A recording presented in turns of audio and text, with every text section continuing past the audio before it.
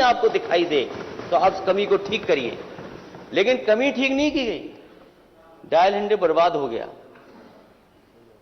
और जिस समय बनाया गया था, मुझे याद है, यहां पर कोई ऐसा रिस्पांस सिस्टम नहीं था कि जो पुलिस को मिल जाए रिस्पांस सिस्टम। उस समय के वरिष्ठ अधिकारी जो टेक्नोलॉजी को समझते थे और देश के सबसे जानकार प्रोफेसर वेंकट, मैंने उनको बुलाया और सलाहकार बनाया और उनसे मैंने कहा जानकारी हासिल करिए। और जानकारी हासिल करने के लिए न केवल वो देश अपने उत्तर प्रदेश में गए, जगह जगह पर थाने में गए, कप्तान के ऑफिस में गए, छोटे से लेकर के बड़े अधिकारियों से बातचीत की। उसके बाद वो न्यूयॉर्क गए और न्यूयॉर्क में जाकर के NYPD का जो हेडक्वार्टर है उसको देख करके आए। और उस हेडक्वार्टर के बाद वो ह्यूस्टन गए, ह्यूस्टन के बाद वो सिंगापुर गए और तीनों का जो रिस्पांस सिस्टम देख करके आए। उसके बाद उन्होंने यूपी का डिजाइन किया और यूपी का डिजाइन करने के बाद उत्तर प्रदेश को सबसे बेहतरीन, अगर किसी ने पुलिस को रिस्पांस सिस्टम दिया तो समाजवादियों ने दे करके दिखाया। ये बहुत कानून व्यवस्था की बात करते हैं, मैं कानून व्यवस्था पे बाद में आऊंगा। इकाना स्टेडियम हमारे नेता सदन का सबसे प्रिय जगह है, वो इकाना स्टेडियम।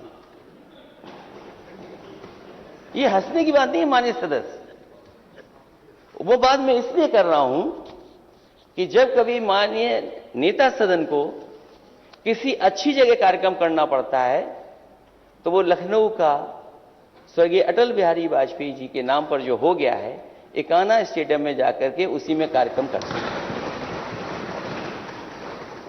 देश के बेहतरीन खिलाड़ी, प्लेयर, ओलंपियंस, उनको अगर कहीं सम्मानित किया गया तो हमें खुशी इस बात की कि वही स्टेडियम में हुआ जो समाजवादियों ने बना करके खड़ा किया। और यही नहीं, हालांकि टेक्नोलॉजी अब नेता सदन जान गए 5 साल के अंदर। ये बात मैं अपने सब शब्द वापस लेता हूं। मैं कभी कभी कह देता था कि हमारे नेता सदन टेक्नोलॉजी को नहीं समझते, लेकिन मुझे ये लगता है अध्यक्ष जी, आपकी वजह से और आपकी वजह से आज आपके सामने है, तो मैं ये मान के चल रहा हूं कि आप टेक्नोलॉजी को समझते हैं। और जब सबसे बड़ा डिस्ट्रीब्यूशन करना था, लोगों को दिखाना था कि मैं सरकार में हूं और सरकार की तरफ से स्मार्टफोन दूंगा, लैपटॉप दूंगा, तो वही स्टेडियम में जाकर के नेता सदन ने बांटे। और हमें खुशी इस बात की भी है कि जब आपको शपथ लेने का मौका मिला तो आप पर कोई दूसरी जगह नहीं थी, आपको इकाना में ही जाना पड़ा। अपने काम तो नेता सदन कर लेते हैं, लेकिन अंतर्राष्ट्रीय मैच होने के लिए इजाजत नहीं देती। समाजवादी सरकार थी तो कानपुर में भी हुआ मैच इंटरनेशनल और लखनऊ में भी हुआ, लेकिन आपने ऐसा प्रिय बनाया उसको कि अब कोई इंटरनेशनल मैच नहीं होता। हमें उम्मीद है कि आने वाले समय में कोई ना कोई इंटरनेशनल मैच आप जरूर कराएंगे। जिनेश्वर इस्पात, 4 लेन कनेक्टिविटी, और मुझे याद है मैंने कभी एक इकोनॉमिस्ट का पढ़ा था कि if you can double the speed you will triple the economy. और वो बात में जब सरकार में था तो लगातार इस बात को मैं कोट करता था कि अगर रफ्तार बढ़ा देंगे तो हमारी अर्थव्यवस्था बढ़ जाएगी। और इसीलिए आगरा लखनऊ एक्सप्रेसवे बना और समाजवादी पार्टी ने उस समय तय किया कि हमारे उत्तर प्रदेश के जितने भी जिला मुख्यालय होंगे उन जिला मुख्यालयों को 4 लेन से जोड़ने का काम भी समाजवादी सरकार ने। और उसकी समाजवादी सरकार के 4 लेन कनेक्टिविटी की वजह से और NHAI की कनेक्टिविटी की वजह से उस समय 51 डिस्ट्रिक्ट्स को, हेडक्वार्टर्स को 4 लेन से कनेक्ट करने का काम शुरू हो गया था। लेकिन अगर माननीय राज्यपाल जी का भाषण पढ़ें तो शायद 4 लेन कनेक्टिविटी के बारे में, डिस्ट्रिक्ट हेडक्वार्टर को जोड़ने के बारे में कुछ नहीं है। बिजली उत्पादन को, क्योंकि जिस समय मैं सदन में आया था तो हमारे माननीय सदस्य बिजली के बारे में बोल रहे थे और वो कह रहे थे कि बिजली केवल कुछ जिलों में जाती थी, कुछ घरों में बिजली जाती थी। ये रटाया जाता है माननीय अध्यक्ष जी, ये रटाया जाता है कि आपको यही बोलना है। आप बीजेपी के मुंह से सुनेंगे तो कहेंगे 4 डिस्ट्रिक्ट में बिजली जाती है बस।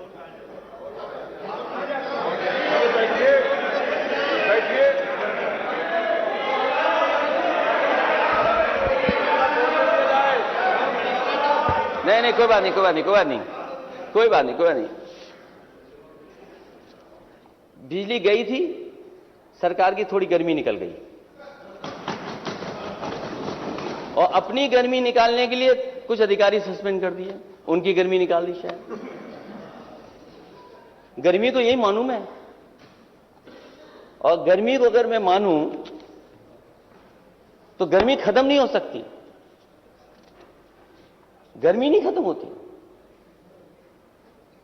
मान लीजिए बनारस का चुनाव था, एमएलसी का चुनाव हुआ, बीजेपी ने अपना प्रत्याशी उतारा, वहां निर्दलीय जीत गया, वहां बीजेपी की गर्मी निकल गई।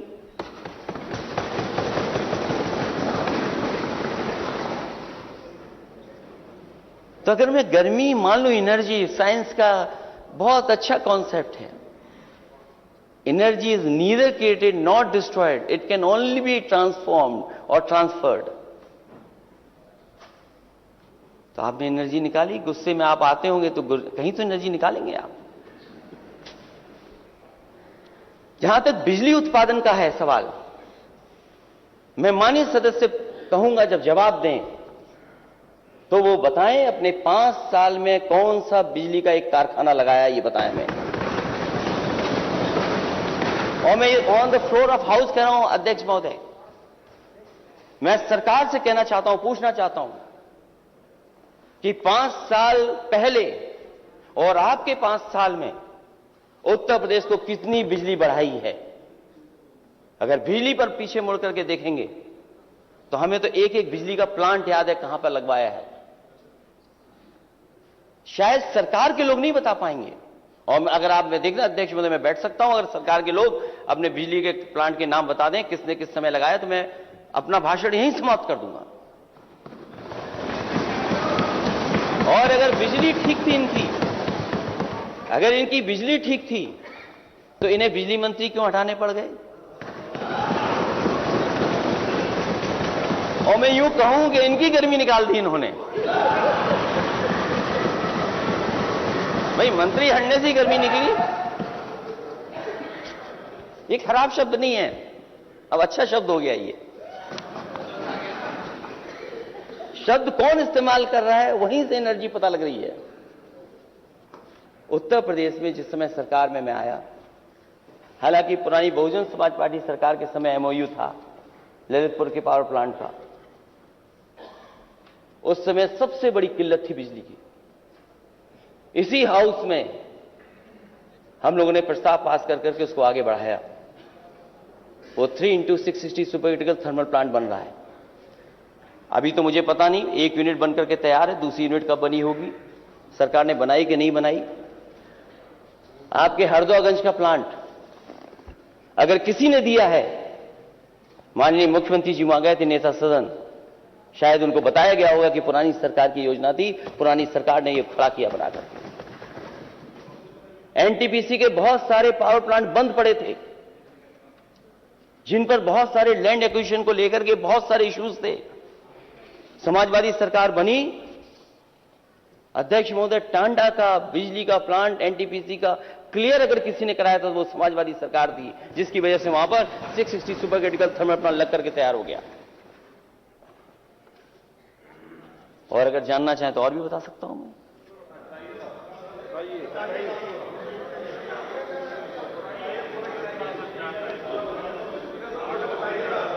108, 102 एम्बुलेंस। अध्यक्ष महोदय, कल खबर आ रही है कि एम्बुलेंस में आग लग गई और एक मरीज था, कौन था, एक उसमें जान चली गई उसकी। ये मेंटेनेंस है सरकार का। अगर 108 में, 102 में जो हमारी इमरजेंसी सर्विस है, उसकी हालत क्या कर दी। उनके 9000 ड्राइवर हैं जो कोरोना के समय पर काम कर रहे थे। उन्होंने अपनी परवाह नहीं की, अपने परिवार की परवाह नहीं की। उन्होंने परवाह की अगर किसी की तो वो उत्तर प्रदेश की जनता की। वो 108 रोके नहीं, लेकिन आज पता लगा कि सब ड्राइवर हटा दिए गए हैं। पता लगा है कि रात में चलती नहीं एम्बुलेंस। मैं इस सरकार से जानना चाहता हूं कि कम से कम 5 साल में आपने एम्बुलेंस कितनी बढ़ाई? Cancer hospital, cancer research institute, Lucknow में बेहतरीन कैंसर रिसर्च इंस्टीट्यूट बना है, और वो ऐसा इंस्टीट्यूट था कि अगर बंद करके चालू हो जाता, तैयार हो जाता और चालू कर देती सरकार, तो हमारे उत्तर प्रदेश के गरीबों को बंबई, गरीबों को दिल्ली नहीं जाना पड़ता, यहीं पर इलाज हो जाता। उसमें बेहतरीन से बेहतरीन मशीनें हैं, अच्छे से अच्छा इंफ्रास्ट्रक्चर क्रिएट किया। लेकिन सरकार का पता नहीं क्या किया सरकार ने। कैंसर हॉस्पिटल वैसा का वैसा ही है। प्राइवेट में इन्वेस्टमेंट के लिए मेदांता अस्पताल आया, नोएडा, ग्रेटर नोएडा में मेट्रो आई, समाजवादी पेंशन बड़े पैमाने पे महिलाओं को देते थे, 45 लाख से 50 लाख तक लेकर के गए। मुझे नहीं पता है माननीय अध्यक्ष महोदय, सरकार ने अगर कहीं लैपटॉप डिस्ट्रीब्यूशन किया भी होगा, लेकिन उत्तर प्रदेश में समाजवादी सरकार ने वर्ल्ड क्लास बच्चों को पढ़ने के लिए लैपटॉप देने का भी काम किया। कामधेनु डेयरी योजना चलाई, लेकिन इस सरकार ने उस पर भी ध्यान नहीं दिया, वो भी लगभग बंद हो गई है। पूर्वांचल एक्सप्रेसवे और कानपुर मेट्रो, जिसका श्रेय भाजपा सरकार ले रही है, ये भी समाजवादी सरकार के प्रोजेक्ट थे। ये आपके प्रोजेक्ट नहीं थे नेता सदन, नहीं नेता सदन, ये प्रोजेक्ट आपके नहीं थे। ये समाजवादी सरकार के दिए हुए, और पूर्वांचल का इसलिए दिया था, हमारे माननीय सदस्य यहां बैठे होंगे पूर्वांचल एक्सप्रेस वे के आसपास और उस इलाके से जुड़ने वाले लोग, और हमारे साथ मंत्री भी थे, कुछ लोग मंत्री भी थे। उन्हें याद होगा, बजट दिया गया, अलाइनमेंट दिया गया, डिजाइन किया गया, और इसी विधानसभा के सामने उसका शिलान्यास हुआ। लैंड एक्विजिशन हो गई और किसानों से करार हो गया, सहमति बन गई कि जमीन देने के लिए तैयार थे किसान। और मुझे खुशी है इस बात की, हम समाजवादियों की इस बात की खुशी है कि जहां कहीं भी लैंड एक्विजिशन के लिए गए होंगे समाजवादी लोग, एक भी किसान आंदोलन नहीं किया होगा, एक भी किसान धरने पर नहीं बैठे, क्योंकि हमारा जो लैंड एक्विजिशन कराने का तरीका था वो किसानों की मदद करके था, और सर्किल रेट बढ़ा करके उनको मुआवजा देने का काम अगर किसी ने किया तो समाजवादियों ने ऐतिहासिक एक्सप्रेसवे के लिए लैंड एक्विजिशन करा करके दिखाया। अगर पूर्वांचल एक्सप्रेसवे समाजवादियों का नहीं था तो किसका था? आप और बना देते ऐसा एक्सप्रेसवे जहां पे हवाई जहाज उतर जाते। अगर समाजवादियों ने न बनाया होता तो शायद देश के प्रधानमंत्री सड़क पर नहीं उतर पाते। अगर वो डिजाइन किसी की थी, वो समाजवादियों की डिजाइन थी।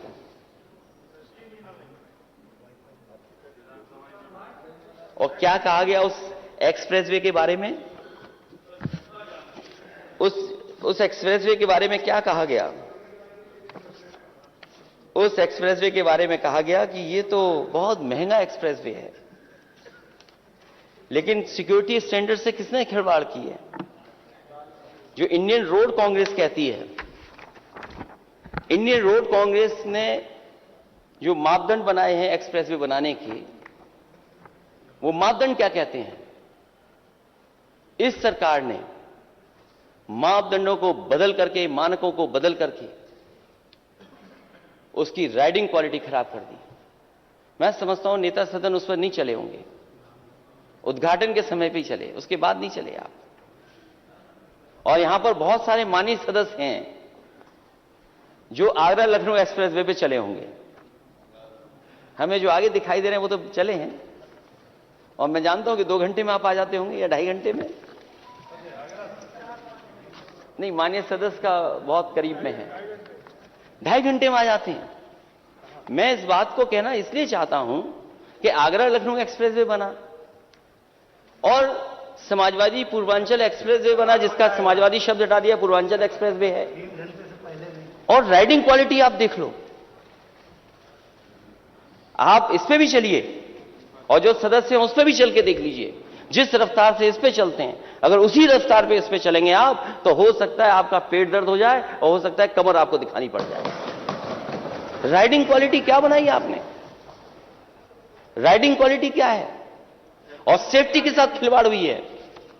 हम अपने पूर्वांचल के तमाम माननीय सदस्यों को कहना चाहता हूं, जिस समय डिजाइन किया गया था ये पूर्वांचल एक्सप्रेसवे, उस समय आगरा लखनऊ से बेहतर ये डिजाइन हुआ था और इसका मीडियन 12 मीटर था। मैं तो नेता सदन से कहूंगा कि वो डॉक्यूमेंट देखें और जो डॉक्यूमेंट बदला गया, मीडियन कितना था उसके अंदर, बताओ 12 मीटर मीडियन था कि नहीं था? क्योंकि आपको पुरानी सरकार को कहना था कि ये सरकार तो खराब वाली सरकार है, खराब काम करती है। देखो, वो जनता वाली बात मत करो, इसलिए मत करो, इसलिए मत करो, इसलिए मत करो, इसलिए मत करो, इसलिए मत करो। एक मिनट, वो मैं कहने जा रहा हूं ना, कहने जा रहा हूं। मैं कहना, अध्यक्ष महोदय, जनता ने तो इनकी गर्मी निकाल दी थी जो बैठे हैं सामने।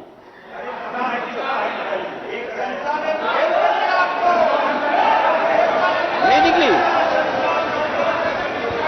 नहीं, देखो, गर्मी गलत शब्द नहीं है, गर्मी गलत शब्द क्यों मानते हो इसको? अरे अब तक खुश रहिए। और देखिए क्या हुआ, फिर गर्मी निकली, फिर डिप्टी सीएम बन गए। अब आप बताइए किसकी गर्मी निकली अगर आप डिप्टी सीएम बन गए तो?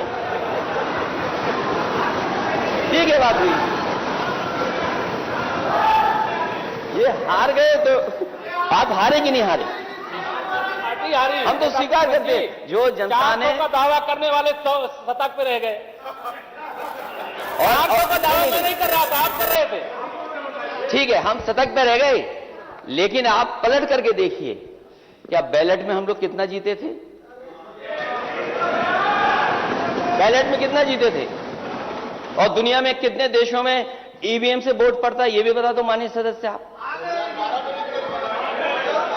बताइए दुनिया में। अगर आप माननीय नेता प्रतिपक्ष, माननीय अध्यक्ष जी, नेता प्रतिपक्ष जी अगर उत्तर जानना चाहते हैं, बैलेट से पेपर जब 2012 का चुनाव हुआ था तो ईवीएम से हुआ था, तब अच्छे हो गए।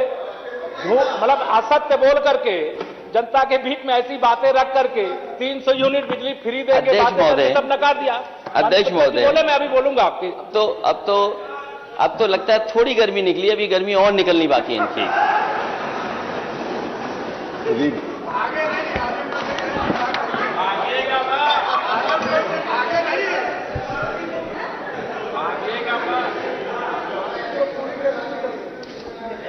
समाजवादी पूर्वांचल एक्सप्रेस में बलिया को जोड़ना था।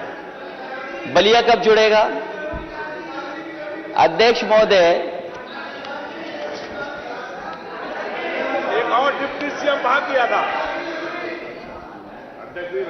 अभी तो बहुत बातें हैं, अभी बहुत सी चीजें रखी हैं। अध्यक्ष महोदय, जो पूर्वांचल एक्सप्रेस वे बनना था, बलिया अभी तक नहीं जोड़ा गया।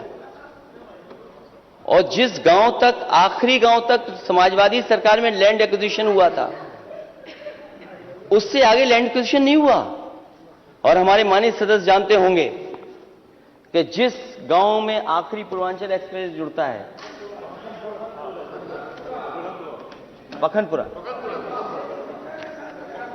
पखनपुरा ग्राम सभा के आगे नहीं गया पूर्वांचल एक्सप्रेस वे।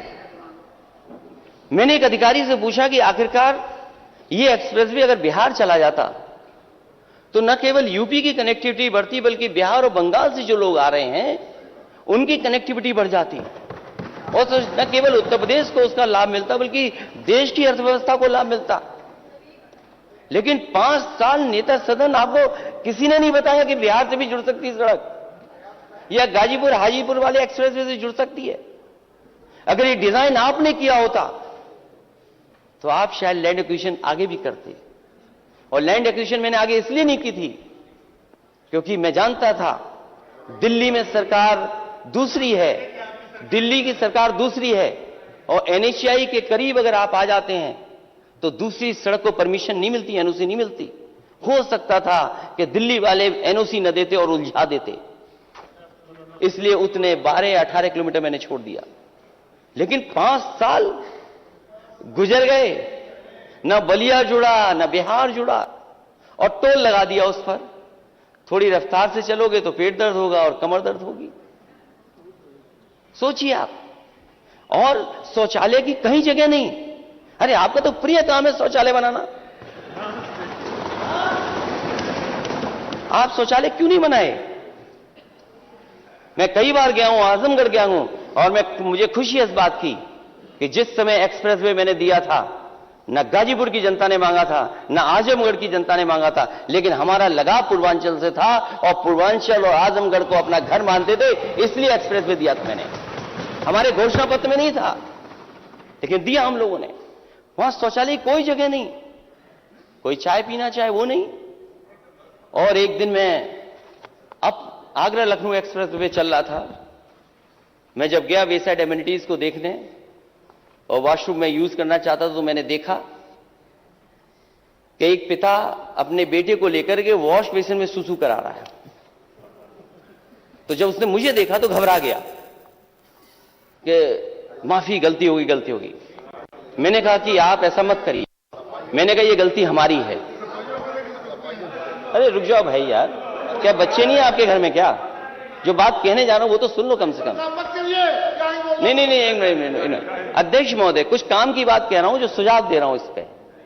मैंने उससे कहा कि घबराने की जरूरत नहीं है, ना माफी मांगने की। ये गलती हमारी है कि हमने डिजाइन गलत किया कि बच्चों के लिए वॉशरूम जाने के लिए जगह अलग से नहीं बनाई। मैं नेता सदन से कहूंगा